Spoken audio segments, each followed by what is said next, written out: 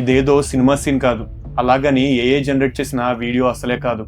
ఇది నిన్న రాత్రి ఇరాన్ లో జరిగిన real incident. Israeli air strike మొదటిసారి ఇంత భారీ స్థాయిలో సివిలియన్ ఇన్ఫ్రాస్ట్రక్చర్ ని టార్గెట్ చేశాయి. 4 పెద్ద ఆయిల్ స్టోరేజ్ ట్యాంకులపై బాంబులు పడడంతో అక్కడ కనిపిస్తున్న దృశ్యాలు చూస్తుంటే అసలు నమ్మలేకపోతున్నాం. కానీ అంతకంటే షాకింగ్ విషయం ఏంటంటే ఆ తర్వాత రోజే అసలు కథ మొదలైంది. ఆ పేలుడు వల్ల వచ్చే ఆయిల్ కెమికల్స్ అన్ని ఆకాశంలోకి ఎగిరి మేఘాల్లో కలిసిపోయాయి. దాని రిజల్ట్ ఏంటంటే ఇవాళ ఇరాన్ లో బ్లాక్ యాసిడ్ రైన్ పడుతుంది. ఆకాశం నుంచి వర్షం కాదు, ఆయిల్ కురుస్తుంది.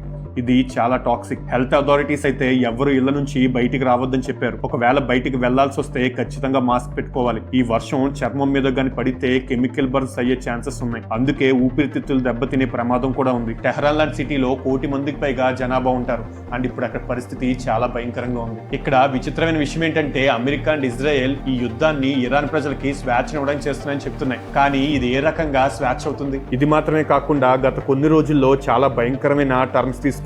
ఇరాన్ లోని డీసాలినేషన్ ప్లాంట్స్, అంటే ఇక్కడ నుంచి మంచినీళ్ళు సరఫరా అవుతాయి, వాటి మీద బాంబులు వేశారు. ప్రజలకు తాగడానికి నీళ్లు వచ్చేది అక్కడి నుండే. దీనికి బదులుగా ఇరాన్ కూడా బహ్రెయిన్ లో డీసాలినేషన్ ప్లాంట్స్ ని టార్గెట్ చేసింది. మిడిల్ ఈస్ట్ దేశాల్లో చాలా మంది ఈ ప్లాంట్స్ నుంచి వచ్చే మంచినీటిని తాగుతారు అండ్ వీళ్ళు వీటిని డిస్ట్రాయ్ చేసేస్తున్నారు.